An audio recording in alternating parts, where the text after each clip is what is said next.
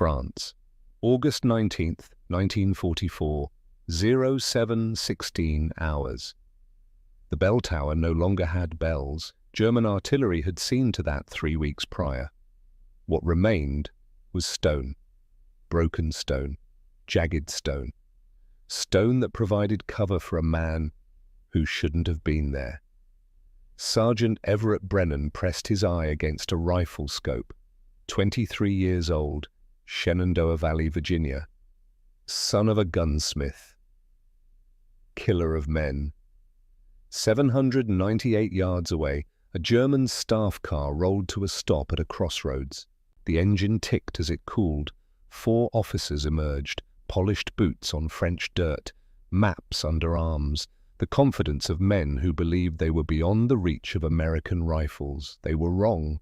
One of them wore the collar insignia of a general, grey hair, straight back. The walk of a man who'd survived the Eastern Front and thought France would be easier. General Victor Hartmann. Everett had been waiting for this moment for 3 days, 24 hours in this position alone. No food, no water since midnight. His legs had gone numb 6 hours ago. His shoulders screamed, his eyes burned. None of it mattered. The rifle in his hands wasn't army issue. It was a Winchester Model 70, serial number W-1847, a civilian hunting rifle, the kind you use to shoot deer in the Appalachian Mountains. Light, elegant, almost delicate compared to the military Springfield. For 3 years, instructors at Camp Perry had mocked this rifle. "What is that, Private? Your daddy's squirrel gun? That toy will get you killed, Brennan. Leave the civilian garbage at home, son. This is a real war." But Everett had refused to leave it behind. He'd carried it hidden in his personal gear for 2 years, used it in secret, lied about it in official reports, risked court-martial every single day, because this rifle wasn't just metal and wood. It was his father's last gift, his father's legacy, his father's love made tangible. And in approximately 3 seconds, it would kill a general. Just under 800 yards away, General Hartmann leaned over a map spread across the hood of his staff car. The morning sun caught the silver in his hair. He pointed at something. An aide nodded. Another officer made notes. Everett controlled his breathing. His father's technique. Slow the heart. Steady the hands. His heartbeat dropped from 52 beats per minute to 48. The crosshairs settled. 18 inches above the general's head. That's where Everett aimed. At extreme range, a bullet drops over 100 inches. Physics doesn't care about rank. Gravity treats generals the same as privates. 2 clicks right on the windage to compensate for the crosswind in the final zone. Wind he'd studied for 6 hours. Wind his father had taught him to read when he was 14 years old in the Virginia mountains. Wind isn't random, son. Land makes wind breathe, his father's voice, clear as if Gareth Brennan stood beside him in this ruined tower. But his father was dead. Had been dead since February 1942. Died of the same lung cancer that would kill Everett 43 years later. Died knowing war was coming. Died preparing his son for this exact moment. Everett's finger touched the trigger. His father had spent 2,000 hours hand-tuning this mechanism, making it perfect, making it an extension of thought itself. The Winchester cracked. The sound rolled across the broken landscape like distant thunder. Through the scope, still trained on target, Everett watched. The bullet traveled for 1.2 seconds, 1 full second of flight time, long enough for the world to change, long enough for a man's fate to be written in copper and lead. General Victor Hartmann never heard the shot. The bullet struck 2 inches below his left ear. Through the brain stem, instant death, no pain, no awareness. One moment he was planning tomorrow's counteroffensive, the next moment, nothing. He collapsed across the map he'd been studying, the map that showed how he would kill 300 American soldiers in the morning, 300 men who would now live, all because a Virginia gunsmith loved his son enough to build him a perfect rifle, all because that son loved his father enough to master it. For 3 days, military instructors had called it a toy. The 300 American soldiers who would see tomorrow's sunrise would disagree. Before we show you how this impossible shot came to be, this story took over 40 hours to research. We went through declassified military documents. We examined the actual rifle, still preserved at Fort Benning. We traced the timeline through 3 generations of the Brennan family. If you value these deep dives into forgotten military history, hit that subscribe button right now. It tells YouTube to share this with more people who understand that sometimes the greatest innovations come not from laboratories, but from love. Now, let's go back to the moment Everett discovered what his father had really built. 1 week before the shot, August 12, 1944, a barn somewhere in France. American forces were pushing east. The front lines were chaos. Everett's unit had bivouacked in what remained of a dairy farm. The cows were long gone, the farmer too, probably. Everett sat on a hay bale in the corner, away from the others, the Winchester across his knees. He'd been cleaning it. Same ritual he'd performed 1,000 times. Bore brush through the barrel, oil on the bolt, soft cloth on the stock. The muscle memory of a lifetime. But tonight, something was different. The stock felt wrong. Not damaged, not loose, just, wrong. A subtle shift in weight distribution that hadn't been there before. Everett ran his fingers along the wood. Walnut. His father had hand-selected this piece from a tree that had fallen in a storm in 1934. 3 years to cure the wood, another year to shape it. Precision that most gunsmiths would call obsessive. His father had called it love. Near the butt plate, Everett's fingers found something, a seam, almost invisible. He'd handled this rifle for 7 years and never noticed it. He pulled his trench knife, carefully worked the tip into the seam. The wood panel was hinged, it swung open. Inside the hollow stock, wrapped in oilcloth, was a piece of paper. Everett's hands shook as he unfolded it. The handwriting was his father's. Precise, methodical. The same hand that had written 1,000 work orders at Brennan Gun Works.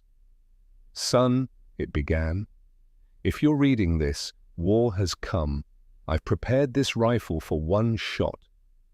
The shot that saves lives. The 800-yard shot. Trust it, absolutely. Trust yourself, absolutely. I built this for you, for this moment. Love, Father." Dated March 1937, 7 years ago. Everett stared at the note, read it again, then again. His father had known. Somehow, watching Europe tear itself apart in 1936 and 1937, Gareth Brennan had known war would come for America, had known his son would fight, had known there would be a moment when an impossible shot would be necessary, and he'd spent the last years of his life preparing for it. Everett looked at the rifle with new eyes. He'd always thought it was just a birthday present. A 16th birthday gift from a father to a son. A fine rifle, certainly. A Winchester Model 70 was a beautiful weapon even straight from the factory. But this wasn't factory. Everett examined the trigger assembly, really examined it for the first time with the eye of a trained gunsmith. What he saw made his breath catch. The trigger had been completely rebuilt. The factory trigger on a Winchester Model 70 broke at about 4 pounds of pressure. Safe, reliable, but not precise. This trigger broke at 1 pound, 6 ounces. That kind of trigger pull was illegal for civilian rifles. Too light, too dangerous. One bump could fire the weapon. But for a trained marksman, for someone who'd fired 10,000 rounds with this rifle, it was perfect. No creep, no over-travel, just a clean, crisp break that felt like snapping a glass rod. His father had spent hundreds of hours achieving this. Everett examined the barrel next. He'd always known it was accurate. But now he understood why. The barrel had been hand-lapped, every microscopic imperfection polished away. The rifling was so precise that light itself seemed to flow differently through it. 2,000 hours of work, at least, maybe more. The stock wasn't just shaped for aesthetics. It was custom-fitted to Everett's exact dimensions, measured when he was 16, built to account for how he would grow, the length of pull, the drop at comb, the pitch. Everything calculated for his body specifically. And there was more. Small lead weights embedded in the buttstock, invisible from the outside, perfectly balanced to counteract muzzle rise, to make the rifle return to zero after each shot. This wasn't a hunting rifle, this was a precision instrument, built by a master craftsman, built for war, built for one specific shooter, built for Everett. The full weight of it crashed over him. His father had spent the last 4 years of his life on this, from 1937 to February 1942, while the cancer ate him from the inside, while he grew weaker, while he knew death was coming every hour in the workshop, every late night, every time young Everett had found his father bent over the rifle with a jeweler's loop and a polishing cloth, not hobby work, not pride of craftsmanship. Preparation. For this war, for this moment, for the shot that would save lives. Everett remembered his father's last words. February 1942. The hospital in Charlottesville. Gareth Brennan, weighing 93 pounds. The cancer having consumed everything but his will. The rifle knows you, son. When the moment comes, trust it absolutely. At the time, Everett had thought it was delirium, the morphine talking, a dying man's last rambling. Now he understood. His father had seen this moment, maybe not the specific details, maybe not the exact date or location, but he'd known there would be a day when Everett would need to make an impossible shot, when lives would hang on precision measured in inches at distances that seemed absurd. And Gareth Brennan had made sure his son would be ready. Everett folded the note carefully, placed it back in its hidden compartment, closed the stock panel. The seam disappeared, invisible again unless you knew exactly where to look. He sat there in the darkness of the French barn, the Winchester across his knee, his father's ghost in every precision surface, in every perfectly fitted part, in every hour of love made manifest in metal and wood. Around him, other soldiers talked, played cards, wrote letters home, the normal sounds of an army at rest. Everett said nothing, just sat, just thought. 10,247 rounds. That's how many times he'd pulled this trigger since his 16th birthday. He'd kept count in a small notebook, every shot recorded, date, distance, conditions, result. His father had taught him that discipline. You don't just shoot, son, you study. Every round is a lesson. Write it down, learn from it. Now Everett understood why. His father was building a database of knowledge, of experience, so that when the moment came, when the impossible shot presented itself, Everett would have the accumulated wisdom of 10,000 repetitions to draw on. The rifle wasn't just metal and wood, it was a time machine, carrying his father's hands forward into the future, carrying his father's love into battle, carrying his father's skill across an ocean to a war the old man would never see. But this rifle would, and through it, Gareth Brennan would save American lives years after his own death. Everett made a decision. No more hiding, no more pretending. The Winchester had been built for this war, for impossible shots, for moments when the standard equipment wasn't enough. If that moment came, he would use it. Regulations be damned. Court-martial be damned. His father had spent 4 years of his dying life building this weapon. Everett would not let it be for nothing. March 1942, Camp Perry, Ohio. Everett Brennan stepped off the truck with his duffel bag and his shame. The shame wasn't his, it was America's. Pearl Harbor was 3 months behind them. The Pacific Fleet still smoldered. Thousands of American sailors had died, and the country had done nothing to prepare. Now they were scrambling, training soldiers as fast as they could process them, turning farmers and factory workers into infantrymen, throwing them at targets and hoping something stuck. Camp Perry was different. This was where they made snipers, the best marksmen from basic training, the ones who could hit targets other men couldn't see, the ones with the patience to wait, the discipline to remain still, the coldness to kill from a distance and feel nothing. Everett qualified on all counts.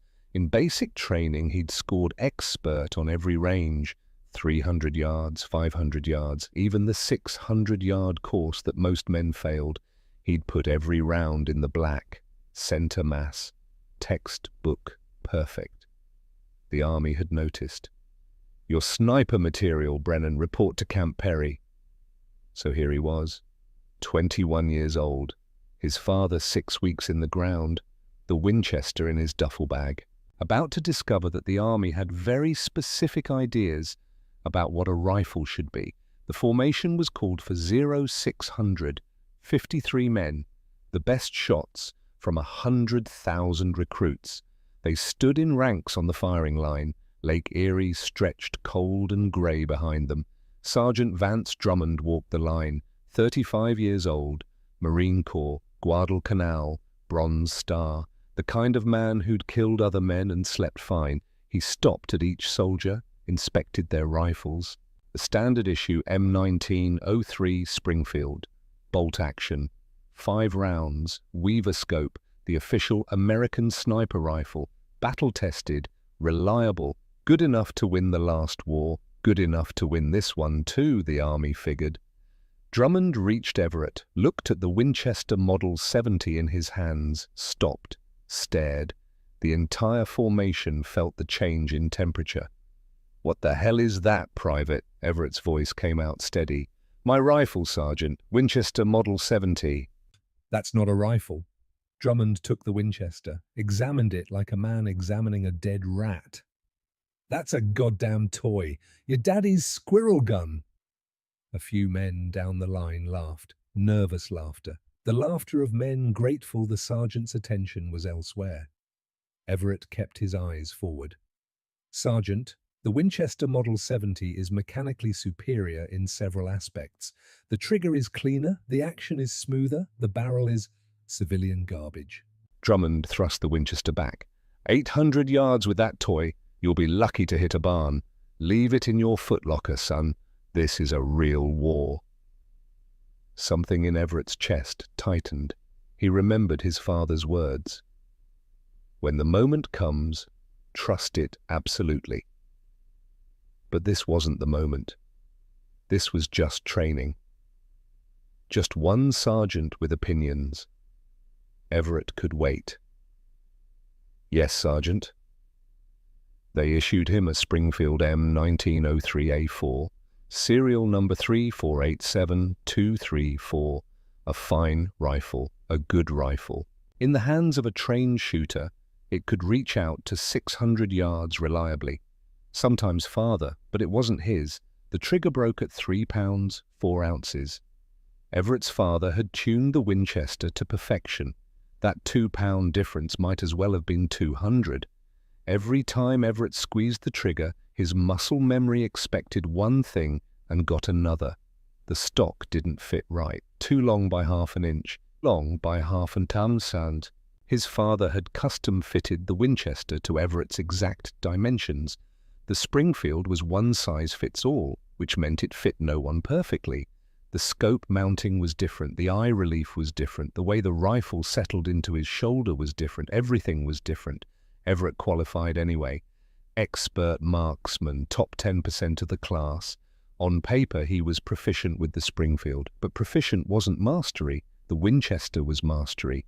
Night after night, Everett snuck to the far range, 0200 hours, when the camp slept, when the sentries were lazy and cold and thinking about coffee. He brought the Winchester, brought his hand-loaded ammunition, his father's recipes, precise powder charges measured to 1/10 of a grain, bullets seated to exact depths. He fired into dirt berms that would swallow the sound. 20 rounds, 30, however many he could manage before dawn threatened, every shot recorded in his notebook. Distance, wind, temperature, result, building the database, maintaining the connection, keeping his father's work alive. One night in April, he nearly got caught. The shot cracked across the range at 0237 hours. Everett was already working the bolt, chambering the next round, about to fire again. Then he heard boots, running boots, coming fast. He grabbed the Winchester, sprinted to the nearest equipment shed, shoved the rifle under a tarp, pulled out his trench knife and started sharpening it. Just a soldier who couldn't sleep. Doing some maintenance, nothing suspicious. Sergeant Drummond rounded the corner, flashlight in hand, eyes scanning. "Who's shooting?" Everett looked up, kept his voice level. "Don't know, Sergeant. Heard it too. Woke me up." Drummond's eyes narrowed, suspicious, but no evidence, no rifle, just a kid with a knife. "Get to your bunk, Brennan." "Yes, Sergeant." Everett waited 10 minutes after Drummond left, then retrieved the Winchester, wiped it down, buried it back in his footlocker under his dress uniform. Close. Too close. But he didn't stop. Couldn't stop. The Winchester was his connection to his father. To the man who'd built this weapon, knowing he'd never see his son use it in war. Every round through that barrel was a prayer. Every perfect shot was a conversation with a ghost. May 1942, graduation. Everett finished 5th in his class. Expert marksman with the Springfield M1903A4. Qualified for deployment. Ready for combat. Sergeant Drummond called him aside after the ceremony. "You're a good shot, Brennan. Top tier." "Thank you, Sergeant." "But that toy in your footlocker," Drummond's voice went hard. "Leave it here. It'll get you killed in combat. The Springfield is battle-tested. Your daddy's deer gun is a liability. Clear?" Everett met the sergeant's eyes, held them. "Yes, Sergeant." He was lying. The Winchester went with him to Europe, hidden in his personal duffel, wrapped in clothes, disguised, smuggled, because his father had built it for war, and Everett would not abandon it to a footlocker in Ohio while American boys died in France. Some promises go deeper than regulations, some legacies matter more than orders. Sergeant Drummond called it a toy, just under 800 yards, and 2 years later, General Victor Hartmann would learn differently. June 1942. England, the staging ground.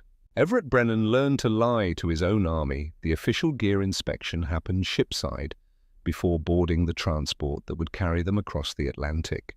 Officers walked the line, checked equipment, made sure every soldier had exactly what regulations specified. Rifle, M1903 Springfield. Ammunition, standard military ball, 150 rounds. Scope, Weaver 330C, military issue. Everett stood at attention, his Springfield held correctly, his duffel at his feet. Everything visible, everything correct. The inspecting officer barely glanced at the rifle, checked a box on his clipboard, moved to the next man. The Winchester was 6 feet away, wrapped in Everett's spare uniform, buried under socks and letters from home. No one checked personal duffels. Why would they? What soldier would carry extra weight across the ocean? A soldier whose father had spent 4 years building the perfect rifle, that's who. The transport ship stank of diesel and vomit. 3,000 men packed below decks, crossing the Atlantic in early summer, U-boats hunting, everyone knowing that one torpedo could send them all to the bottom. Everett kept the Winchester wrapped, hidden. The other soldiers in his unit never saw it. Why would they look? Everyone had personal gear, photos, Bibles, letters, the small pieces of home that kept you human. Everett's piece of home just happened to weigh 8 pounds and could kill at extreme range. England. Training. More ranges, more qualification courses. The British watched the Americans and tried not to laugh at their enthusiasm. The Americans watched the British and tried not to see the exhaustion in their eyes. 4 years of war had taught the British many things. Enthusiasm died fast. What remained was competence, or death. Everett trained with the Springfield, qualified again, expert, top scores in his company. The officers noted it, marked him as potential sniper team leader.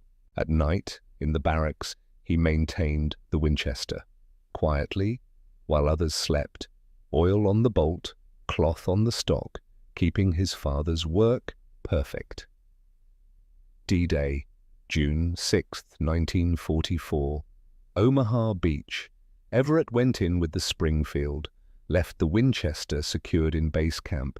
You don't carry a custom rifle through an amphibious assault. Salt water, sand, blood, chaos. The Springfield worked fine. Everett fired 83 rounds that day. How many hit? He never knew. In that meat grinder, individual kills didn't matter. You shot at movement, at muzzle flashes, at shapes in the smoke. You tried not to die. Everett didn't die. Thousands did, but not him. July, August. The push inland. Now the rifle mattered. Now precision counted. German positions in hedgerows, machine gun nests in farmhouses, officers directing traffic at crossroads. This was sniper work. Official records show Sergeant Everett Brennan with 8 confirmed kills between July and mid-August 1944. All documented as Springfield M1903-A 4 kills, all properly reported through channels. 6 of them were Winchester. The system was simple. Everett would identify a target, calculate range, retrieve the Winchester from his personal gear, make the shot, confirm the kill, then swap rifles, reported as Springfield. Why? Because official reports required the weapon's serial number. And Everett's issued Springfield had a serial number. The Winchester did not, or rather, it had a civilian serial number that would raise immediate questions. So he lied every time, 6 times. 6 German soldiers killed by a rifle that officially wasn't there. 6 victories for a weapon the army had called a toy. 6 confirmations that his father had been right.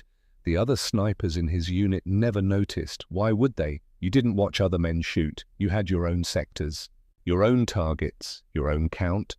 Only one man suspected, Captain Nathaniel Frost, 35 years old, former schoolteacher from Maine, history teacher, specifically, the kind of man who noticed details, who saw patterns, who asked questions. August 10th, a farmhouse outside St. Lo. Everett had just confirmed his 6th kill, a German lieutenant at 680 yards. 1 shot, clean. Captain Frost appeared beside him. "Hell of a shot, Brennan." "Thank you, sir." "What's the farthest you've made with that Springfield?" Everett hesitated, just a fraction of a second, but Frost caught it. 680 yards, sir." "Really?" Frost looked at the Springfield in Everett's hands, then at Everett's face. "Because I've seen the performance specs on the M1903-A4, and while 680 is possible, it's not typical. I've practiced a lot, sir." "I'm sure you have," Frost smiled. It wasn't a threatening smile, just knowing. "Carry on, Sergeant." He walked away. Everett's hands shook as he packed his gear. Frost knew, maybe not the specifics, maybe not about the Winchester hidden in the duffel, but he knew something was different about Everett's shots. That night, Everett considered ditching the Winchester, burying it, leaving it behind. Too risky, too dangerous. 1 inspection, 1 question, court-martial. Then he remembered his father's note. Trust it absolutely. And he remembered why his father had built this rifle. Not for Everett's glory, not for personal satisfaction, but to save American lives. How many American soldiers had lived because Everett had killed those 6 German officers and NCOs? The lieutenant at 680 yards had been directing an entire company. His death had broken their cohesion. The attack had fallen apart. Maybe 20 Americans lived because of that shot. Maybe 50. Was Everett supposed to abandon the Winchester because of regulations? Let more Americans die because some sergeant at Camp Perry thought it was a toy. His father hadn't thought so. His father had spent 4 years building this weapon for exactly this purpose. Everett kept the Winchester, kept lying, kept fighting. August 15th, the push toward Brest, the German defensive line that wouldn't break. General Victor Hartmann organizing the defense with brilliant precision. And then the bell tower. The impossible distance, the 2 failed teams, the moment his father had foreseen 7 years earlier, the shot that would prove everything. 2 teams tried before Everett, both failed, both nearly died, and 40 American soldiers paid the price. August 15th, 1944, Team Alpha, Corporal Jack Reynolds, Private First Class Tim Rhodes, both expert marksmen, both equipped with M1903A4 Springfields, both confident. The mission brief was simple. German General Victor Hartmann was coordinating the defense. Kill him. The line collapses. Simple. The execution was anything but. Reynolds and Rhodes infiltrated the bell tower under cover of darkness, established their hide, calculated the range, 812 yards. Long, Reynolds said, but doable. They waited for dawn, for stable light, for Hartmann to appear. 7:30 hours. The German staff car arrived. Hartmann emerged, walked to the map table, leaned over. Reynolds had the shot. He'd compensated for distance, added elevation, calculated wind, everything by the book. He fired. The bullet struck the ground 15 feet short of the target, kicked up dirt. Hartmann didn't even flinch, too far away to hear the impact, but the Germans heard the shot, triangulated the direction. Artillery shells began falling on the bell tower within 3 minutes. Reynolds and Rhodes ran. Rhodes took shrapnel in the left leg. They made it back to American lines. Barely. The after-action report was clinical. Distance exceeded effective range of M1903-A4. Mission failure. August 17th. Team Bravo. Sergeant Hollis Patterson, the best sniper in 2nd Infantry Division. 12 confirmed kills, ice in his veins, confidence that bordered on arrogance. If anyone could make the shot, Patterson could. He brought a spotter. Corporal Luis Martinez, good eyes, good instincts. They'd worked together for 6 months. They knew each other's rhythms. Patterson spent 2 days observing, taking notes, wind patterns, light conditions, Hartmann's schedule, everything professional, everything correct. August 17th, 16:15 hours. Hartmann appeared, right on schedule. Patterson had calculated everything. Distance confirmed at 798 yards. Elevation, 28 clicks. Windage, 4 clicks left for the prevailing wind. Martinez watched through the spotting scope. Steady, no change. Patterson's breathing was controlled, professional, perfect. He fired. Through the spotting scope, Martinez watched the bullet path, watched it sail, watched it pass 2 feet over Hartmann's head. Miss, high! Patterson's face went white. That's impossible, I calculated. Wind shifted, Martinez said. Just as you fired, I saw it. But it was too late to matter. The Germans had the bell tower's position now, and they had something new, a counter-sniper team. The German bullet hit Martinez in the shoulder, punched through muscle, shattered bone. Patterson grabbed him, dragged him from the tower. German machine gun fire tore apart the stone where they'd been lying seconds before. They made it back. Martinez would survive, but his sniper days were over. Patterson sat in the aid station, watched the medics work on his friend. His hands shook. Captain Frost found him there. "It wasn't your fault, Patterson." "I had him." Patterson's voice was hollow. "I calculated everything. Everything. The wind shifted at the last second." Extreme range is ye. I know what extreme range is, sir." Patterson looked up. "I know the Springfield's limits. I pushed them. I failed." 40 American soldiers died over the next 48 hours. The German defensive line held. Hartmann's tactical genius kept them organized, kept them effective. 40 families would get telegrams. The War Department regrets to inform you, all because 2 sniper teams couldn't make a shot at the very edge of possibility. Captain Frost sat in his tent that night, stared at the map, at the bell tower position, at the range calculation written in red pencil. The Springfield wasn't designed for that range. Could it reach? Yes. Theoretically, under perfect conditions with perfect execution and perfect luck. But perfect didn't exist in war. Frost thought about Sergeant Everett Brennan, about the 6 suspiciously long-range kills, about the way Brennan's shot seemed different, cleaner, more precise, about the rumors, never confirmed, never investigated, that Brennan had brought a personal rifle from home. Frost made a decision. He went looking for Brennan. Captain Frost found Everett cleaning his rifle, not the Springfield, the other one. Everett looked up, saw the captain. For a moment he considered hiding the Winchester, pretending, lying again.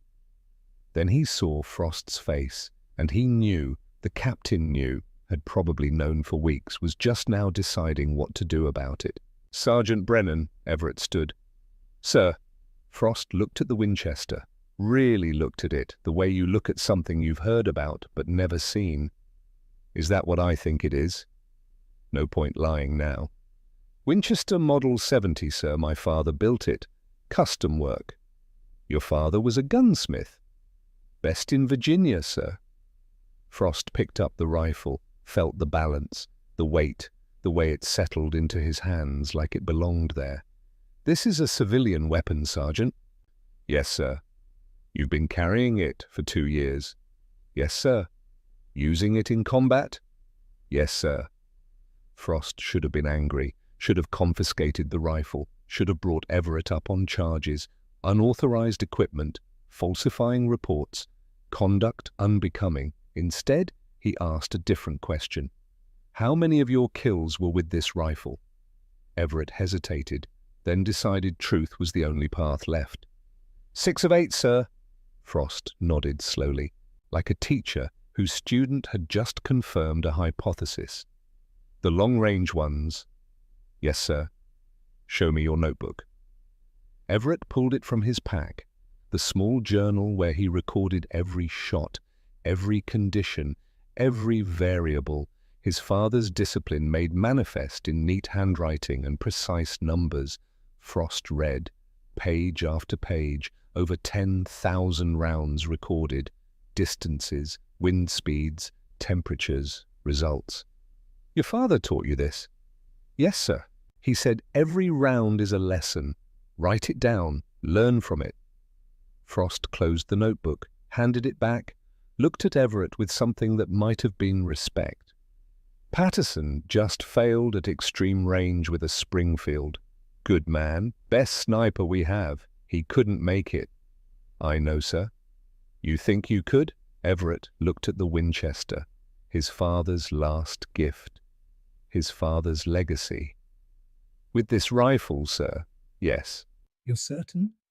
"My father built this rifle for that shot, sir. He knew it was coming. Spent 4 years preparing for it. I've spent 7 years mastering it." Everett met Frost's eyes. "I won't miss." Frost was quiet for a long moment. Outside the tent, soldiers moved, talked, lived their lives, unaware that this conversation was happening, that decisions were being made. If you miss, Frost said finally, you'll probably die. The Germans have the tower zeroed. They have counter-snipers watching it. I understand, sir. If you succeed, and this becomes public, we'll both face court-martial. Unauthorized weapons, falsified reports, they'll throw the book at us. I understand, sir. And even if you make the shot, there's no guarantee the line will collapse. No, sir. But intelligence says Hartman is the keystone. Remove him, and their cohesion falls apart.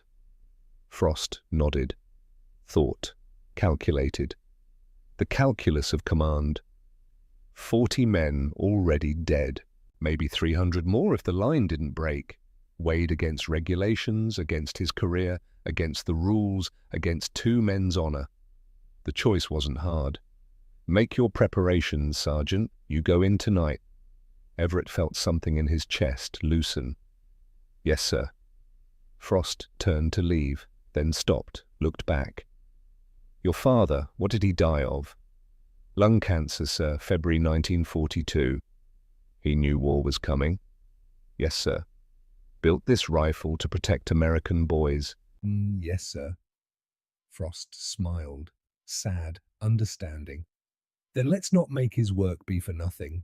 Kill that General Brennan, for your father, for the 40 we've already lost, for the 300 we might lose tomorrow. I will, sir. After Frost left, Everett sat with the Winchester across his knees, his father's words echoed, clear as day. When the moment comes, trust it absolutely. The moment had come. Just under 800 yards, 1 general, 1 bullet, everything his father had built. Everything Everett had learned, everything they'd prepared for. Tomorrow morning, the shot that would prove them both right, or kill Everett trying. He began his preparations. August 19th, 1944. 05:45 hours. German command post. General Victor Hartmann woke to darkness that came from inside. The weight of command.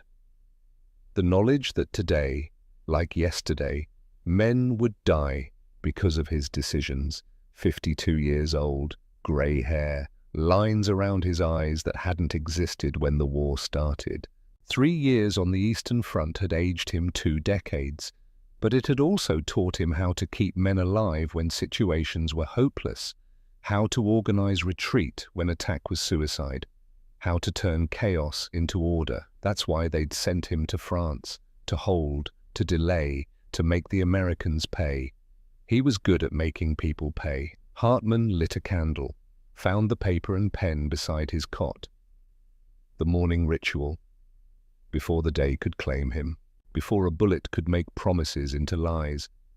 My dear Hans, he wrote, day 47, the Americans continue to push. They are brave, foolishly brave sometimes. They remind me of you, young, idealistic, believing courage alone can change the world. Hans was 19, fighting in Italy. The last letter, 3 weeks delayed, said he was near Rome, trying to hold back the Allied advance. Trying, failing, just like Hartmann was failing here. The war was lost. Any officer with eyes could see it. Germany crushed between 2 millstones, Russia from the east, America and Britain from the west, but orders were orders. Hold the line, delay the advance, make them bleed. 40 American soldiers in 3 days that he knew of, probably more. He didn't enjoy it. These Americans weren't Soviets. They didn't burn villages, didn't execute prisoners. They were just soldiers following orders, like him. The Americans are pushing toward Brest, he continued. I have coordinated 3 battalions into defensive positions along the ridgeline. It is holding, for now. But they are learning. Soon they will find the weakness. And when they do, we withdraw. Again. He paused, looked at the photograph in his breast pocket. Hans, 18 in the photo, baby-faced, smiling, the uniform too big in the shoulders. Hold your position 1 more week. Then we withdraw to the Rhine, then we go home. We will survive this, Hans, I promise you. We will sit in the garden. We will drink beer. We will talk about everything except the war. Promises, easy to write, hard to keep. 0630 hours, staff meeting, the farmhouse that served as command post, maps spread across a door laid flat, 3 captains, 2 lieutenants, young men with old eyes. Gentlemen, Hartman marked positions with grease pencil. The Americans probed our left flank yesterday. Reconnaissance, they're looking for weakness. When do we withdraw, sir? Captain Werner asked. 26, law student from Berlin. Orders say hold for 1 week, then fall back to prepared positions near Brest proper. 1 week, 7 days, then retreat again. Give up more ground. Draw the noose tighter. But a week was time. Time for Hans's letter to arrive. Time for some miracle that wouldn't come, but every soldier secretly hoped for. The meeting continued. Logistics, supply, casualties. The mundane machinery of war, 715. Hartman walked outside, morning sun warm on his face. For one moment, he let himself forget the war, forget the inevitability of defeat. For one moment, he thought about his son, about going home, about surviving. Then the moment ended. "Sir, the staff car is ready." Hartman nodded. Time for his morning inspection. He did this every day. Appeared at the forward command post, let the men see their general shared their risk. Pattern, routine, Eastern Front habit. Patterns kept soldiers calm. Never occurred to him that patterns could kill. He walked to the staff car, climbed in, the driver started the engine. Just under 800 yards away, in a ruined bell tower, Everett Brennan had been waiting all night. General Hartman had 15 minutes to live. August 18th, 1944, 0300 hours. The crawl began in darkness so complete it erased depth perception, made every shadow an enemy, every sound a death. Everett lay in a drainage ditch, 200 yards from the bell tower, 200 yards that might as well be 200 miles, the Winchester strapped to his back, wrapped in burlap. 8 pounds of his father's legacy pressing into his spine. 45 pounds total with ammunition, scope, water, notebook, everything that would slow him, make noise, get him killed. Everett took a breath, exhaled, began to move. 10 yards of crawling. Freeze, 5 minutes of absolute stillness, then 10 more yards. German patrols every 15 minutes, flares every 10 to 12. If a flare caught you moving, the machine guns would cut you apart. So you moved in the gaps, in the darkness between light, like a ghost. 10 yards, the ground wet from dew, soaking through his uniform, making him cold, making him shake. He controlled it. His father's discipline made flesh. 5 minutes frozen. A patrol passed 30 yards left. 3 soldiers. 1 laughed at something. They had no idea Everett was there. The patrol moved on. Everett waited 2 more minutes. Moved again. 0400 hours, 1 hour, 50 yards covered. 150 to go. His arms trembled. Legs numb. Couldn't feel his toes. None of it mattered. The bell tower rose ahead, black against slightly less black sky, damaged, half collapsed, bells long gone. A flare went up. Brilliant white, turning night to day. Everett pressed flat. Face in dirt. Don't move, don't breathe, don't exist. 43 heartbeats. 44. 45. The flare died. Darkness returned. Move. 0530 hours, 150 yards covered, 50 to go. The sky lightening, grey creeping into black. Dawn coming. And dawn was death. He moved faster. Risk versus mission. Life versus duty. Everett's hands found wire, barbed wire. The Germans had strung it. Of course they had. He lifted it, slid under. A barb dug into his back. Tore skin, Blood flowed. He kept moving. 0600 hours. The tower base. A gap in the rubble. Big enough for a man. Barely. Everett squeezed through. Into the tower interior. Complete darkness. His eyes adjusted slowly. The collapsed stairway formed a climbable slope. He began to climb. Hand over hand. The Winchester banging against his back, every sound echoing. A stone shifted, fell, bounced down with a sound like a gunshot. Everett froze, listened, no response from outside. The walls had muffled it. He climbed, 40 feet, the bell chamber. The bell, open to sky through the damaged roof. Everett pulled himself over the edge, collapsed, breathing hard, shaking, bleeding. 4 hours, 200 yards, an eternity compressed into crawling distance. But he was here, alive, ready, blood on the floor, Martinez's blood from 2 days ago, and something else, a rosary, Martinez's rosary, dropped or left behind. Everett picked it up, held it. He wasn't Catholic, wasn't anything, but right now he believed in prayer. For Martinez, for Patterson, for the 40 we've lost. For Dad. Dawn was coming, and with it, General Victor Hartmann. The firing position took 30 minutes to build. Rubble, fallen stones, arranged carefully, creating a stable platform. The Winchester rested perfectly. His father's precision deserved perfect support.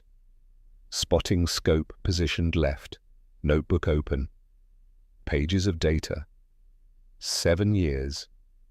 10,000 rounds of experience. Everything his father had taught him, everything he'd learned, all coming down to one shot.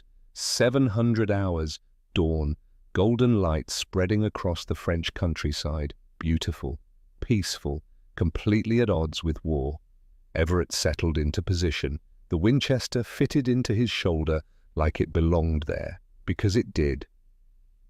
His father had built it to fit exactly.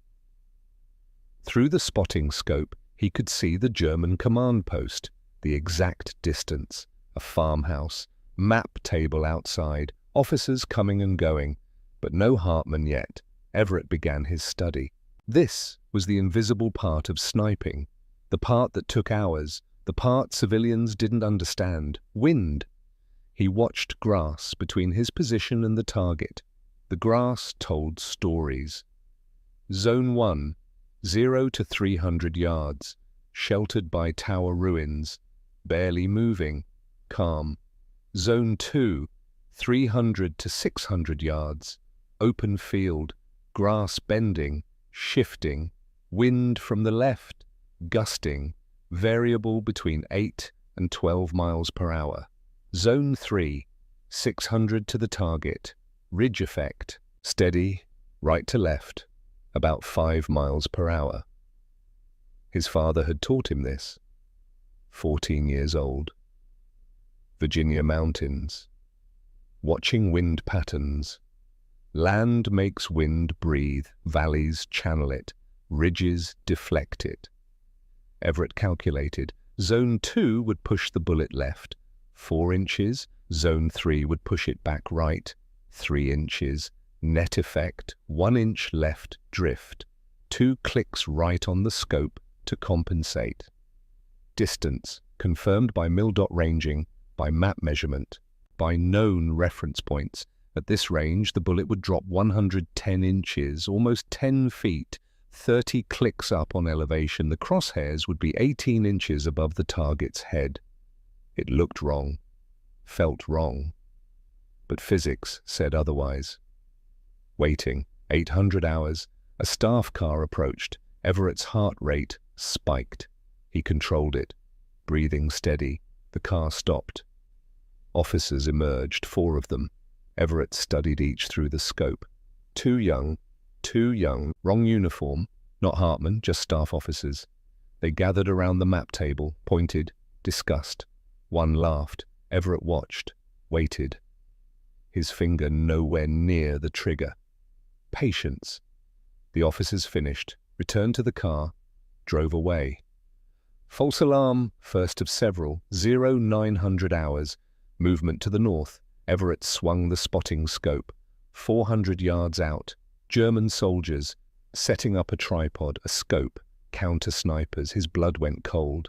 They were hunting for whoever had tried shooting from this position, looking for any fool who might try again. And Everett was that fool. He froze. Absolutely still. The counter-sniper team scanned, slowly, methodically. The German scope swung toward his position, paused, held. 8 seconds. 9. 10. Were they seeing something? Were they about to fire? 11. 12. The scope moved on. Everett's position dismissed as empty ruins, he exhaled, slowly, silently, close, too close. But now he knew, if he fired, they'd see the muzzle flash. One shot, then he had to move. 1100 hours. A mouse appeared, walked across Everett's hand, stopped, looked at him with black eyes. Everett didn't move. The mouse sniffed his finger, decided he wasn't interesting, walked away. If a mouse could ignore him, the Germans could too. 1800 hours, 11 hours in position, the sun descending, light turning red. If Hartmann didn't appear before dark, the mission failed. He'd have to try again tomorrow, but tomorrow the Germans might be more alert, might have learned. It had to be today. Everett made a decision. He wouldn't leave. Too risky. Better to stay. Spend the night here. He had water. He had the Winchester. He'd be fine. 2000 hours. Dark. Stars emerging. The command post illuminated by lantern light. Officers still working. Germans were disciplined. Everett respected that. They were the enemy, but they were professional. War was strange that way. You could respect the men you killed. 0200 hours. Midnight passed. August 19th now, the day of the shot. Everett allowed himself shallow sleep. 2 hours combat sleep, ready to wake at any sound. He dreamed of his father, of the workshop, of hands building perfection. This is for you, son, for the moment that matters. 0600 hours. Dawn, August 19th, 1944. 24 hours in position. But who was counting? Everett took his position behind the Winchester. Everything automatic. Muscle memory from years of practice. Through the scope, the command post. Empty, but not for long. Hartmann's routine. Every 4 hours, he'd appeared at 0800 yesterday, and the day before. Patterns, the things that killed. Everett controlled his breathing, slowed his heart, became the rifle, his father's voice, one last time. Trusted absolutely. 0715 hours. A staff car appeared on the road. This was it. The staff car rolled to a stop at exactly 0715 hours and 32 seconds. Everett tracked it through the spotting scope. Command car, staff markings. This was it. 4 officers emerged, polished boots, pressed uniforms, German discipline showing even in retreat. One had grey hair, straight back, the bearing of command, General Victor Hartmann. Everett shifted to the rifle scope. The Winchester's crosshairs found the map table, found Hartmann walking toward it. Heartbeat, 48 beats per minute, slower than most people's resting rate. Cardiovascular control through breathing discipline. Range confirmed, wind calculated, everything ready. Hartmann leaned over the map, studied something. An aide pointed. Everett's finger moved to the trigger. The custom pull his father had spent hundreds of hours perfecting. Light, crisp, predictable. He began the final breathing sequence. Inhale 4 seconds through the nose, deep into the lungs, oxygen flooding the system, sharpening vision, steadying hands. Hold, 2 seconds, the pause between breaths, the moment of perfect stillness. Exhale, 6 seconds, through the mouth, slow, controlled, the body relaxing, muscles releasing tension, natural respiratory pause. The moment between breaths where the body is absolutely still, where the diaphragm isn't moving, where the chest isn't rising or falling. That's when you shoot. The crosshairs settled, 18 inches above Hartmann's head. Physics, gravity, the inevitable arc. 2 clicks right, wind compensation, net effect accounted for. Everett's world narrowed, the scope image, the crosshairs, the target. Nothing else existed, not the counter-snipers, not the risk of death, not the weight of the mission, just the shot, just the rifle, just his father's legacy proving itself. The trigger. His father's impossibly light break. Everett applied pressure gradually, smoothly, not a pull, a squeeze, the pressure building until break. 07:16 hours, 16 seconds. The Winchester cracked, sound rolling across the broken landscape. Sharp, final, irreversible, recoil, gentle push into his shoulder. The rifle rising slightly, follow through, staying on target, watching.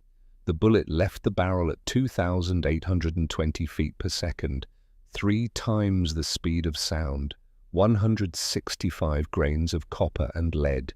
His father's hand load, perfection in brass and primer. The bullet climbed, rising on its ballistic arc, spinning, the rifling imparting stability, making it a gyroscope of death, 0 to 200 yards. 0.3 seconds, rising. Velocity steady. Wind calm in Zone 1. 200 to 400 yards. 0.3 seconds. Peak arc. The bullet began to fall, gravity asserting itself. Zone 2, open field. Wind from the left, 8 to 12 miles per hour. The wind caught the bullet, pushed it 2 inches right, the bullet's path curving. 400 to 600 yards, 0.3 seconds, falling faster, velocity dropping to 2,600 feet per second. Zone 2 continued. Wind pushed more, another 2 inches right. Total drift, 4 inches right of original path, 600 to the target, 0.3 seconds. Zone 3, ridge effect, wind from the right, steady, 5 miles per hour. The wind pushed back, left, 3 inches, compensating, correcting, net drift, 1 inch right, exactly as calculated, exactly as his father's training had prepared.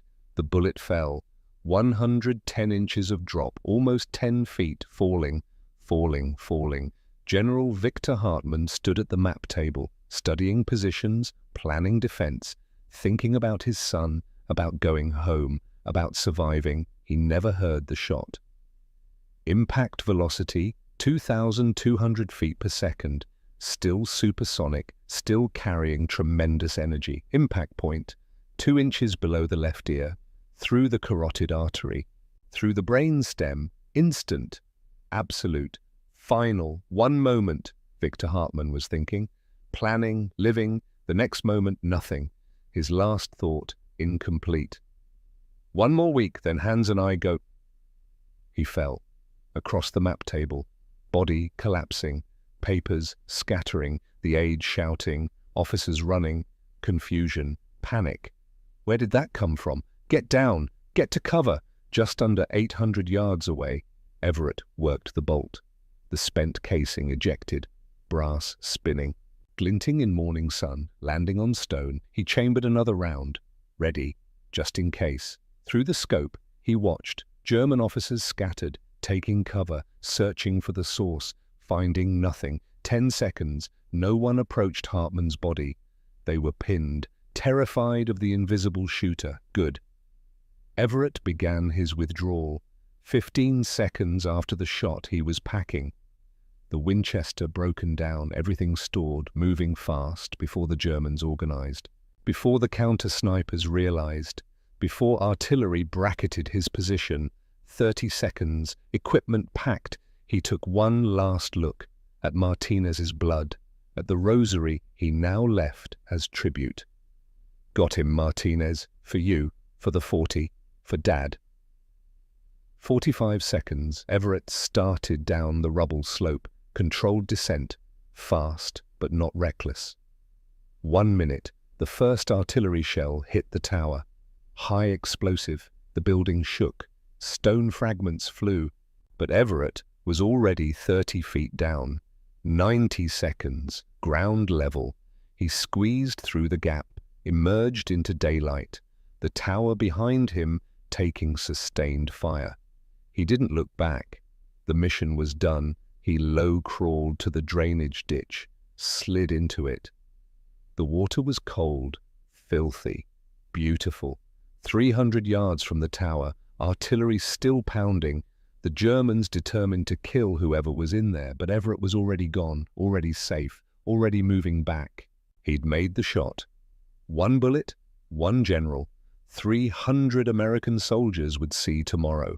His father had been right. The rifle had been ready. Everett had been ready. Everything had worked exactly as designed.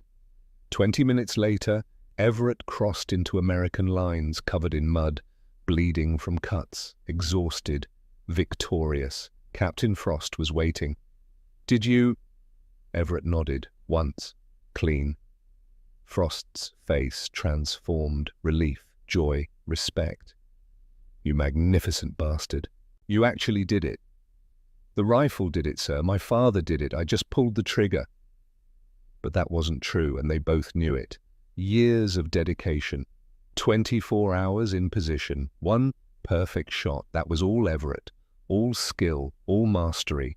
His father had built the instrument, but Everett had played the symphony. 1 second of flight time, 1 dead general, and 300 lives saved. The impossible shot had been made. The toy rifle had won the war. The German command post descended into chaos. Officers scattered, shouting, confusion. General Hartmann lay across the map table, blood spreading, staining the papers that showed tomorrow's counter-offensive, the offensive that would never happen.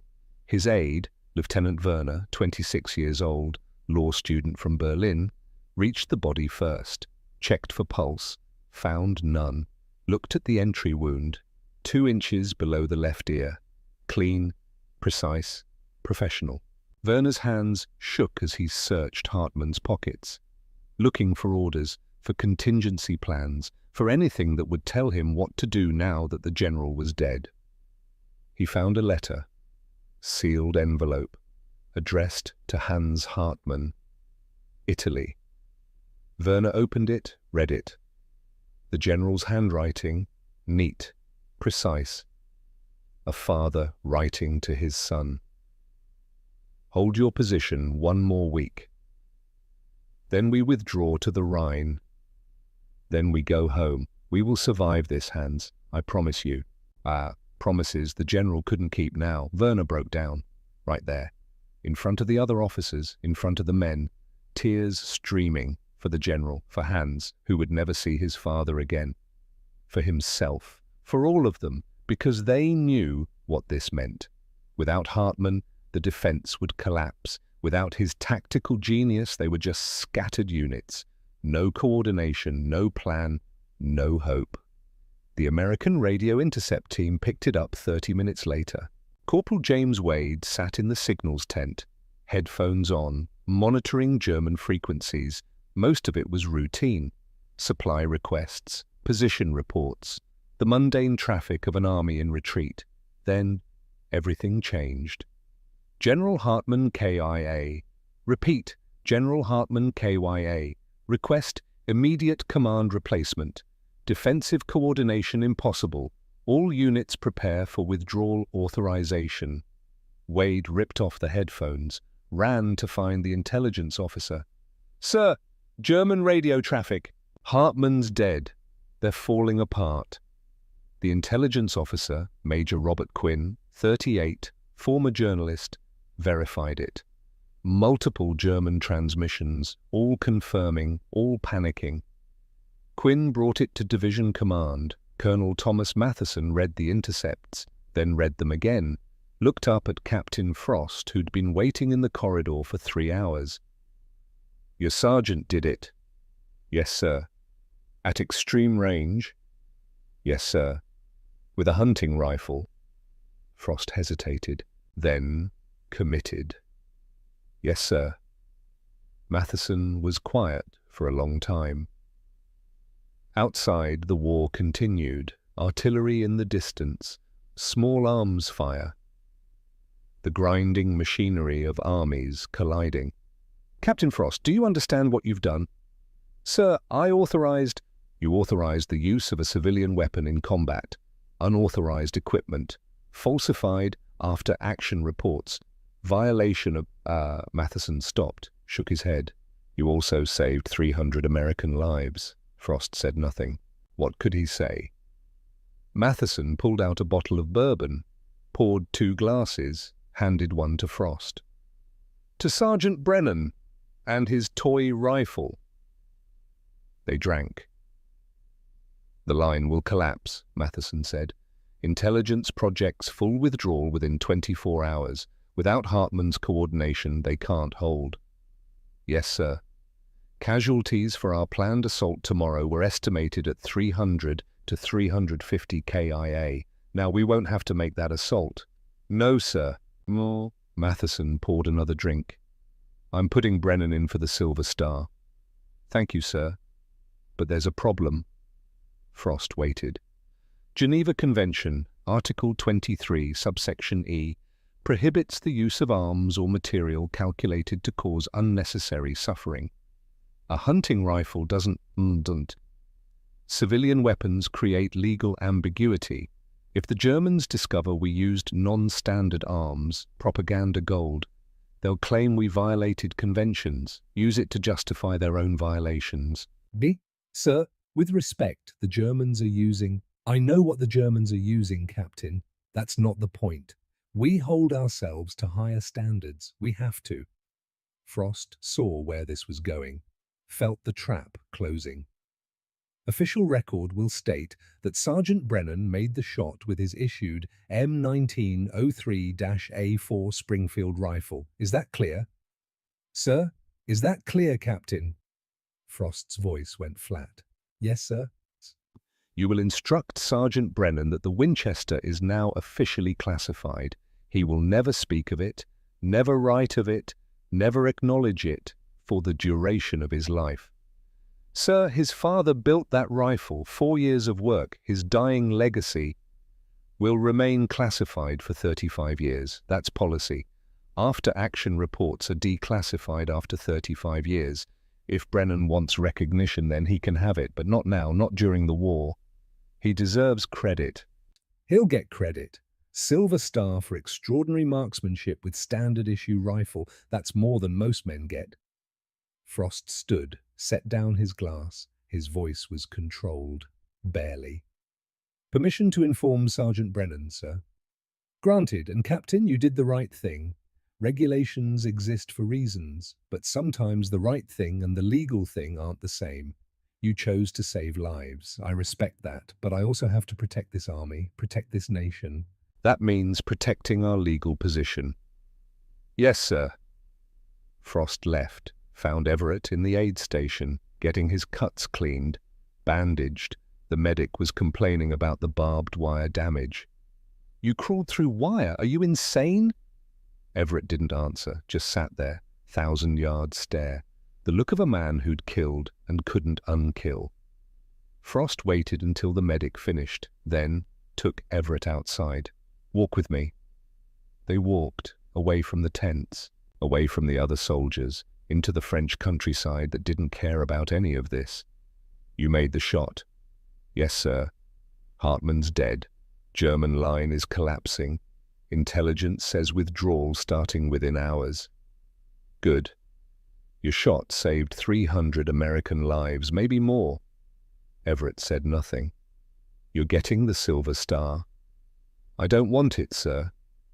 You're getting it anyway. That's not optional. Frost stopped walking, turned to face Everett. But there's a condition. Everett waited. Official record will state you made the shot with a Springfield M1903A4, not the Winchester. The Winchester is classified. You will never mention it, never write about it, never acknowledge it for the rest of your life. The words hung in the air, like smoke, like poison. My father, I know, I argued, I lost. Orders from division, this is bigger than us. Everett's face showed nothing, but his hands clenched, unclenched. They want me to lie. They want you to protect operational security, to maintain legal standing, to... Frost stopped. Yes, they want you to lie. For how long? 35 years, standard declassification timeline. 35 years, Everett laughed, bitter, broken. My father spent 4 years building that rifle. Died knowing I'd use it. Died believing it would save American lives, and I have to pretend it doesn't exist. For 35 years, then you can tell the truth. Indeed. 35 years. I'll be 58 years old. My father will have been dead for 43 years. And I'm supposed to... what? Keep his legacy hidden? Pretend the Springfield did what the Winchester did? Frost had no answer, because there was no good answer. You don't have a choice, Sergeant. This is an order. Everett looked at the Winchester, still strapped to his pack. 8 pounds of his father's love, his father's skill, his father's dying work. What happens if I refuse? Court-martial, conduct unbecoming, falsified reports, unauthorized equipment, violation of... I know the charges, sir. They stood in silence. The war continued around them, men dying, men living, history being written in blood and lies. I'll do it, Everett said finally. I'll lie, I'll pretend, I'll dishonor my father's memory to protect the Army's reputation. You're not dishonoring. Don't. Everett's voice was sharp. Don't tell me I'm not dishonoring him. He built that rifle to save lives. It did. And I have to pretend it didn't exist. That's dishonor. That's betrayal. But I'll do it, because 300 men are alive, and that matters more than credit. Frost put a hand on Everett's shoulder. In 35 years,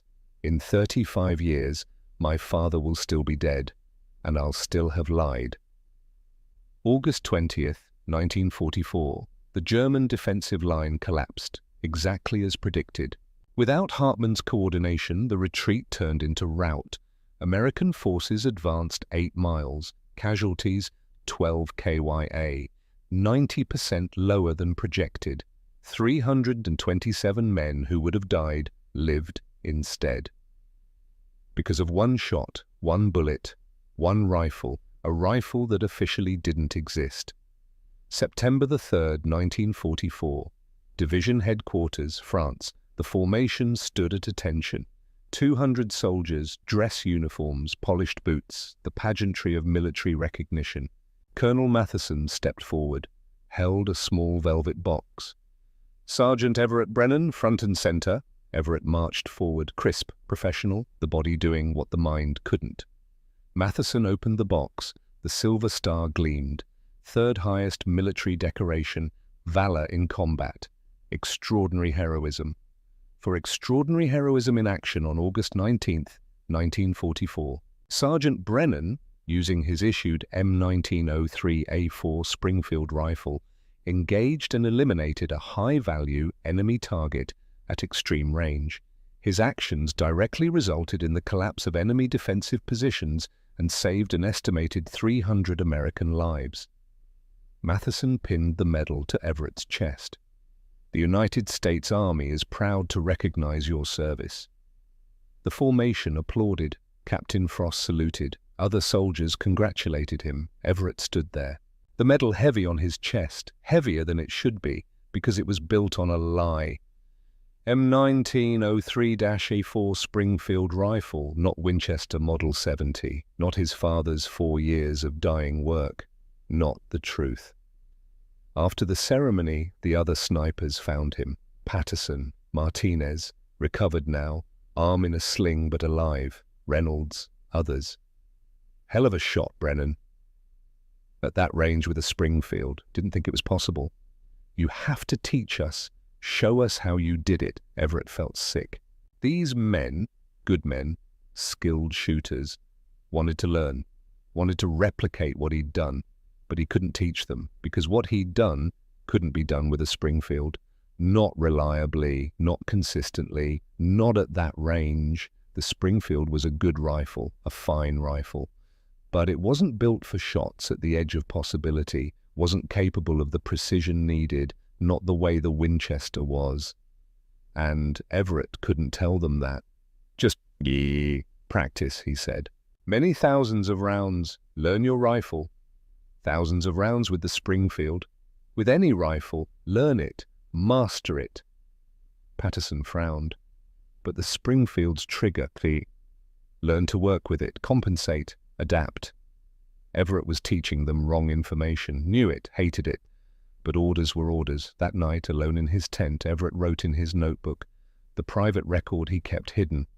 Shot 10,248. Winchester Model 70. Range confirmed. General Victor Hartman, KYA. Official record says Springfield. First lie. Won't be the last. He closed the notebook, hid it in his pack, the only place where truth existed. September through December 1944, the war continued. Everett continued sniping, now officially authorized to use the Winchester, but only in classified operations, and only with the understanding that all kills would be reported as Springfield. 23 more confirmed kills, all Winchester, all reported as Springfield. The lie grew, metastasized, became institutional. Military sniper schools began studying Brennan's impossible Springfield shots, analyzing how he'd achieved such precision with standard equipment, teaching wrong lessons, building doctrine on false foundations. Instructors at Camp Perry, including Sergeant Drummond, scratched their heads, couldn't figure out how Brennan had made shots that should have been impossible. Maybe we underestimated the Springfield, they said. No, they'd accurately estimated the Springfield. They'd just been lied to about what rifle actually made the shots. December 1944, the war in Europe grinding toward conclusion. Germany collapsing. The end in sight. Everett received orders, rotation home, enough combat time, enough kills, enough war. He packed his gear. The Winchester wrapped carefully. The notebook hidden. The silver star in a box he couldn't look at. Captain Frost found him the night before departure. You did good work, Brennan. I lied for 4 months straight, sir. You followed orders. Same thing sometimes. Frost pulled out a small journal. His own notebook. Leather-bound, personal. I kept a record, the truth. Every Winchester kill, every detail, I'm putting it in my personal effects. To be opened after my death. Someday, the truth will come out. In 35 years. When we're old men and my father is decades dead. Better late than never, Everett wanted to argue. Wanted to rage, wanted to burn the silver star and tell the truth. But 327 men were alive. Men with wives, children, futures, all because Everett had made one shot. That mattered more than credit, more than truth, more than his father's recognition. So he said nothing, just nodded, shook Frost's hand, left for home. June 1945. Shenandoah Valley, Virginia. Everett stood at his father's grave, the Winchester in a canvas case beside him, the silver star in his pocket, both feeling like betrayals. The headstone was simple. Gareth Brennan, 1895 to 1942, beloved father, master craftsman. No mention of the rifle he'd built, the legacy he'd created, the lives he'd saved through his son's hands. Everett placed the silver star on the headstone. I made the shot, Dad. Saved 300 men, just like you knew I would. The wind moved through the valley, bent the grass, the same wind Everett had learned to read as a boy. But they made me lie, said it was Springfield, said I can't talk about your rifle for 35 years, said it's classified. Tears came. First time since his father's death. I'm sorry. You spent 4 years building perfection. Died knowing it would save lives, and I have to pretend it doesn't exist. I'm sorry, Dad, I'm so sorry. No answer, just wind, just grass, just the weight of silence. Everett picked up the silver star. Pocketed it, would never wear it, couldn't, would never wear. The medal was built on denying his father's work. He took over Brennan Gun Works, 24 years old, master gunsmith by inheritance and training, the best in 3 states. Word spread fast. Gareth's boy is home, running the shop now. Customers came, hunters, target shooters, law enforcement. Some were veterans who'd heard about the Silver Star. Heard you were a sniper. Just a soldier, sir. What rifle did you use? The lie came easier every time. Springfield M1903-A4, standard issue. Ever try anything else? Springfield was good enough. Each lie was a small death, a tiny betrayal, but Everett told them anyway. The Winchester hung above his workbench, just another rifle, just a tool. Customers would sometimes ask about it. Nice Winchester, you hunt with that? Used to. Deer rifle. My father built it. Mind if I try it? Not for sale, not for loan. Family piece.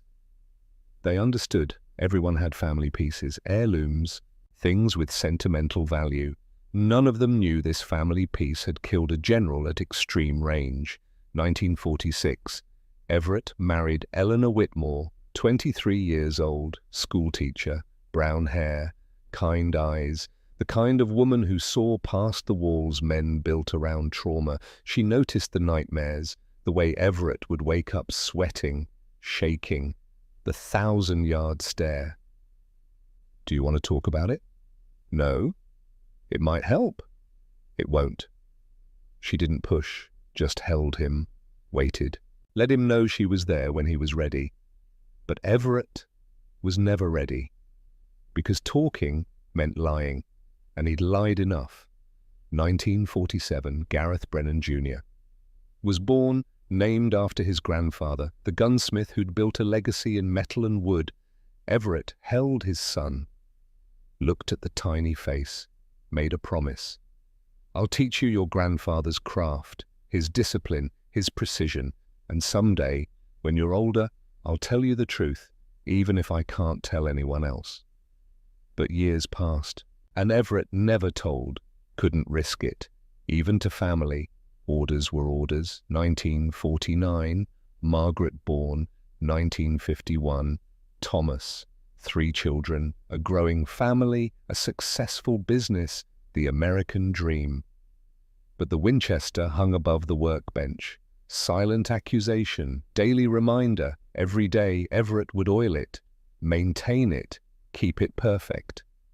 Same ritual his father had performed.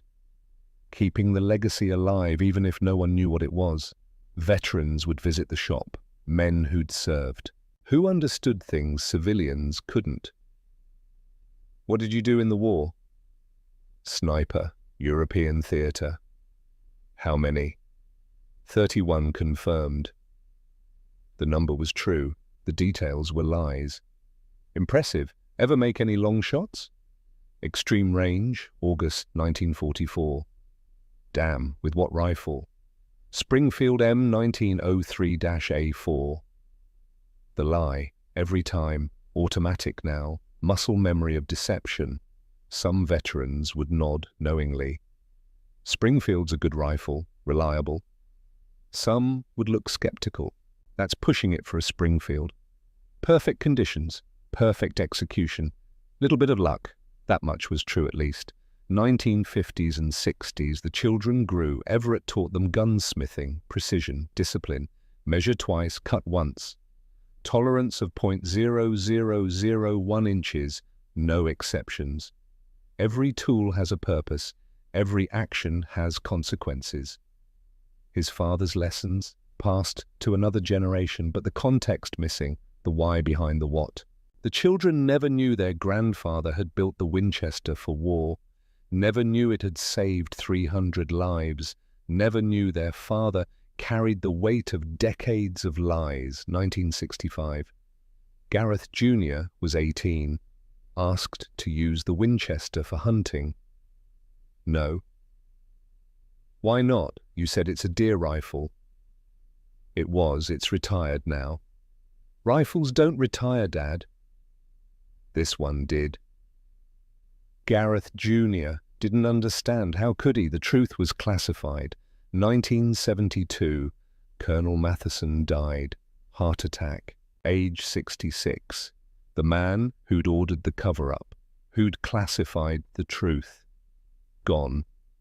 Everett read the obituary, felt nothing. Matheson had been following orders too. Everyone just following orders. Lies built on lies, built on duty. 1975. Captain Nathaniel Frost died. Cancer. Age 68.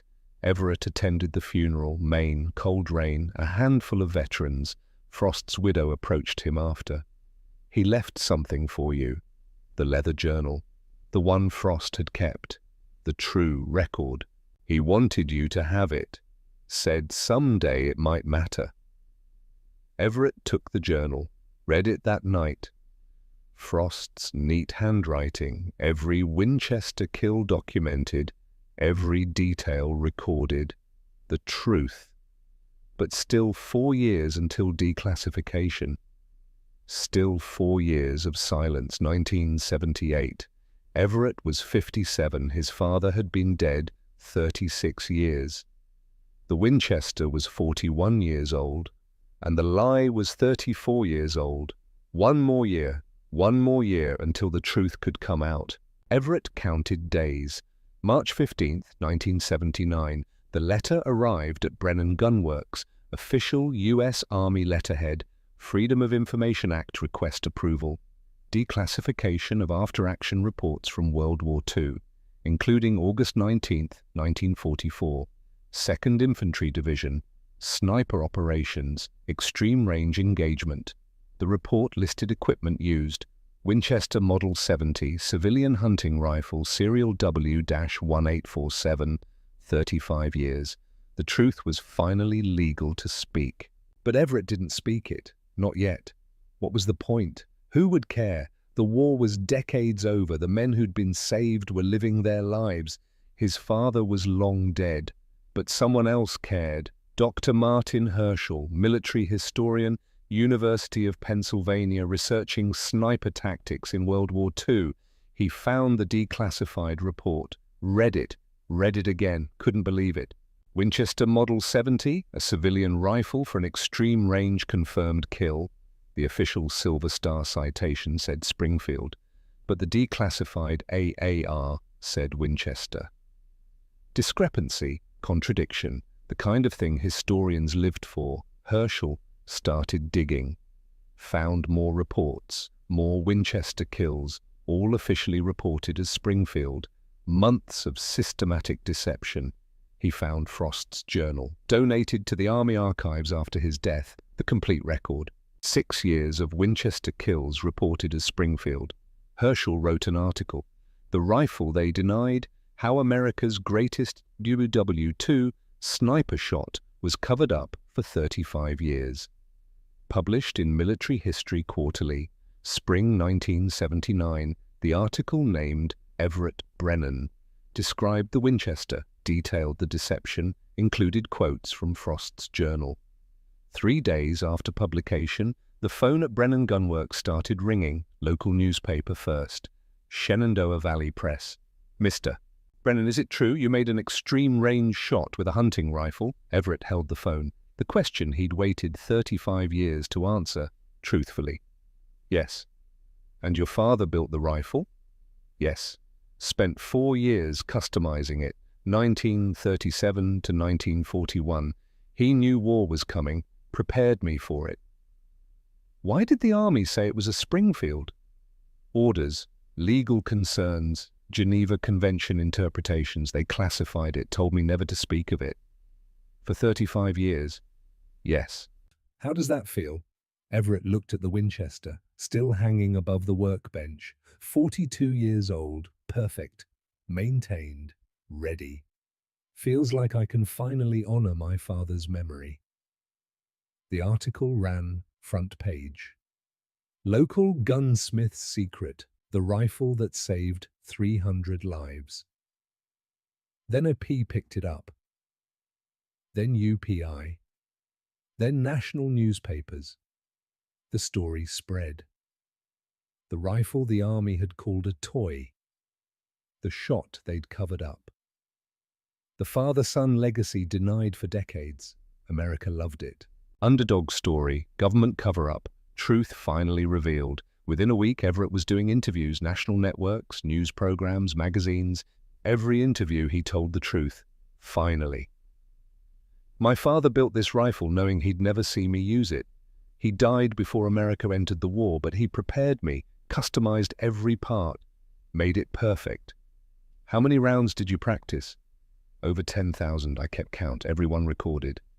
Why did the army cover it up?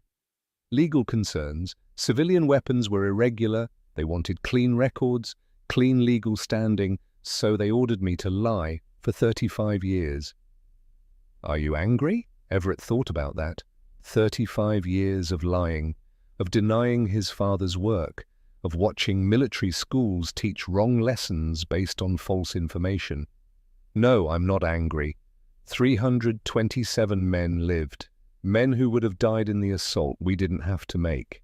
Those men got to go home, got to have families, got to live lives. That matters more than credit, more than recognition, more than truth. But for 35 years, I kept a promise to my commanding officer, to my country. Now that promise is fulfilled.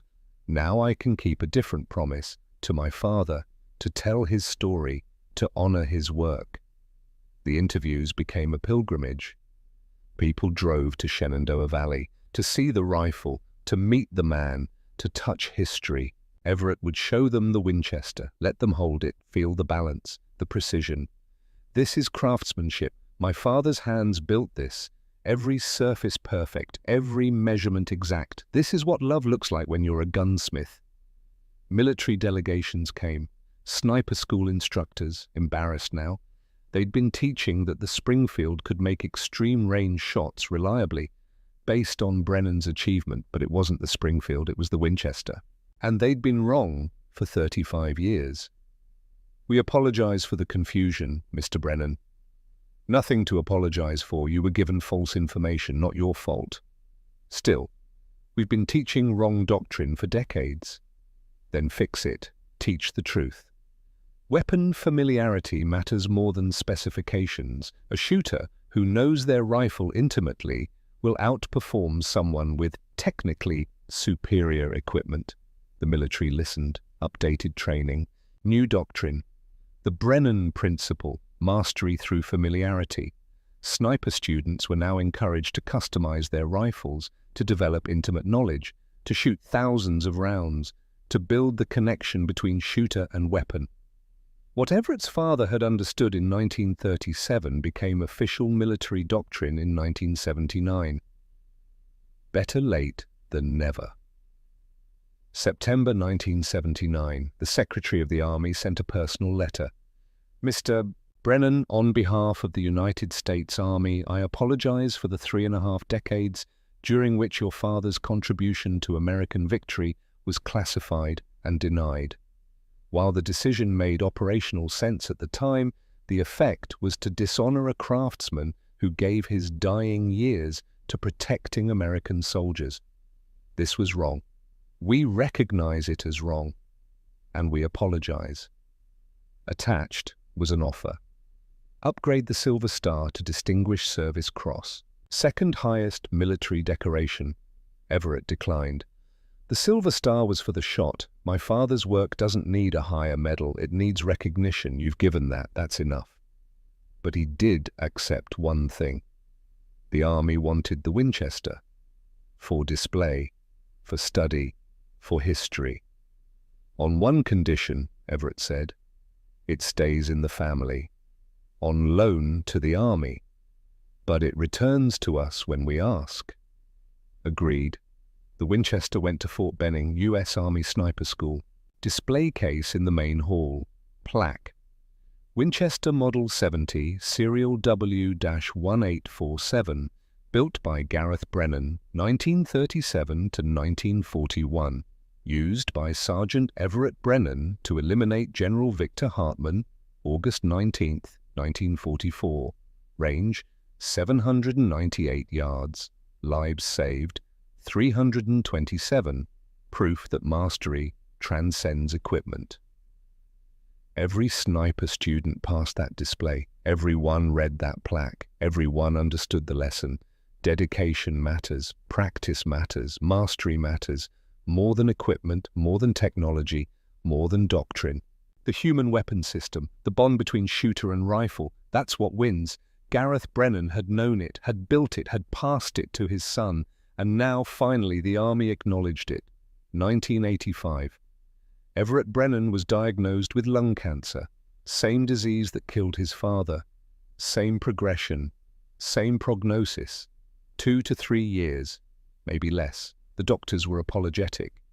If we'd caught it earlier, doesn't matter. I've had a good life. Longer than my father got. That's enough. Eleanor held his hand. 62 years old. Still the kindest eyes. What do you need? To pass on the rifle, to finish what Dad started. Gareth Brennan III was 16 years old. Same age Everett had been when he received the Winchester. Same age his grandfather had calculated for when building it. The symmetry was perfect, eerie, as if Gareth Sr. had planned this across 3 generations. Maybe he had. Everett called the army. I need the Winchester back. Family matter. Of course, Mr. Brennan, we'll have it shipped immediately. The rifle arrived in its case, still perfect, still maintained, museum-quality care. Everett cleaned it anyway. Old habits, his father's rituals, oil on the bolt, cloth on the stock, precision care for precision tools. March 1986. Gareth III's 16th birthday. Everett had arranged a family gathering. 3 generations, children, grandchildren, the Brennan family complete, in the workshop, the same workshop where Gareth Sr. had built the rifle 49 years earlier. Everett presented it to his grandson. This rifle carries 3 generations now. Your great-grandfather built it. I mastered it. Your father maintained it. Now you'll honor it. Gareth III held the Winchester, felt the balance, the weight, the history. What did great-grandpa Gareth do? I mean, why did he build this?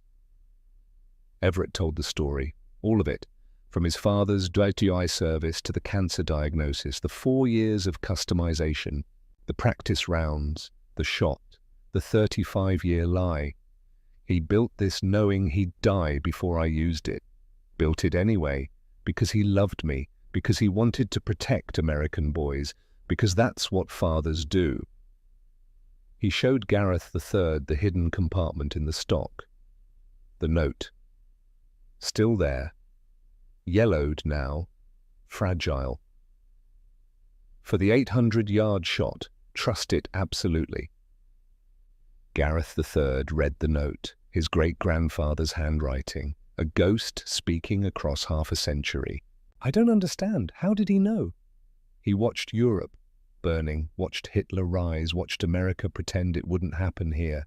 And he knew war was coming, knew his son would fight, knew there'd be a moment when precision would matter more than anything. And he was right. He was right. Everything he built, everything he taught me, it all came down to 1 second. 1 bullet, 1 shot that saved 327 lives. Everett's voice roughened. The cancer in his lungs making breathing harder. The rifle didn't make the shot. Practice made the shot. Years of dedication, years of love made manifest in skill. He looked at his grandson. 16, the same age, the same potential. I don't know if you'll ever need to make a shot like that. I hope you won't. But whether you do or not, learn this rifle. Master it. Not because you might need it, but because your great-grandfather built it. Because it represents something bigger than bullets. What does it represent? Love, preparation, the idea that you can build something that outlasts you, that continues your work after you're gone. Your great-grandfather died in 1942, but in 1944, his hands saved American lives. Through me, through this rifle. Gareth III understood, or started to. I'll take care of it. No, don't just take care of it. Use it, shoot it, many thousands of rounds, same as I did. Learn it, master it. Make it yours. That's what great-grandpa would want. Not a museum piece, a living legacy. Over the next year, as the cancer took Everett, he trained his grandson, same way his father had trained him, reading wind, calculating distance, breathing control, trigger discipline, the old lessons passed forward, generation to generation. By the time Everett died, December 1987, age 66, same age as his father, Gareth III had fired 2,000 rounds through the Winchester. 8,000 more to go, but a start, a foundation, the legacy continuing. The funeral was large, 400 people, veterans, customers, family, friends. General Frost's son, now a retired colonel himself, gave the eulogy. My father kept a journal, a record of truth when truth was forbidden. In it, he wrote about Sergeant Everett Brennan, about the impossible shot, about the father who built the rifle and the son who mastered it. My father wrote, "Today, Sergeant Brennan saved 300 lives with a rifle his father built from love. I authorized it. History may judge me, but 300 mothers won't have to bury sons. That's my legacy." Everett Brennan's legacy is bigger. He proved that dedication beats equipment, that mastery beats technology, that love, a father's love, can reach across death and save lives through the hands of a son. He made an impossible shot, and then he stayed silent for 35 years, because he understood that honor sometimes means sacrifice, that duty sometimes means lies, that protecting others sometimes means denying yourself. The Winchester Model 70 killed a general at extreme range, but the real weapon was the bond between father and son. The real ammunition was practice. The real scope was love that transcended death. We honor Sergeant Everett Brennan. We honor Gareth Brennan, who built the rifle. We honor the 327 American soldiers who lived because of them. And we remember that sometimes the weapons they mock are the weapons that win. Present day. Gareth Brennan III is now in his 50s, runs Brennan Gunworks, 4th generation. The Winchester hangs above the workbench, still perfect, still maintained, still ready. He's fired over 10,000 rounds through it now. Like his grandfather, like his namesake, every shot recorded, every variable documented, the database continuing. His son, Gareth Brennan IV, is learning, 13 years old, already showing promise, already understanding that this rifle is more than metal and wood. The story has been told, retold, published, studied. The cover-up is history now. The truth is established. Military sniper schools teach the Brennan Principle. Weapon familiarity over specifications, mastery through dedication. The human weapon system as integrated whole. Every year on August 19th, the family gathers at the workshop, at Gareth Sr.'s grave, remembering the rifle that was mocked, the shot that saved lives, the father who built legacy in metal and wood, the lie that lasted 35 years, the truth that endures forever. If this story moved you, hit that like button. Subscribe for weekly stories of forgotten courage. Drop a comment. Where are you watching from? Did family serve in World War II? To Sergeant Everett Brennan, to Gareth Brennan, Master Gunsmith, To the 327 American soldiers who lived, we remember, we honor, we tell your stories. Sometimes the weapon they mock is the weapon that wins. Sometimes love is the deadliest precision on earth. Thank you for watching.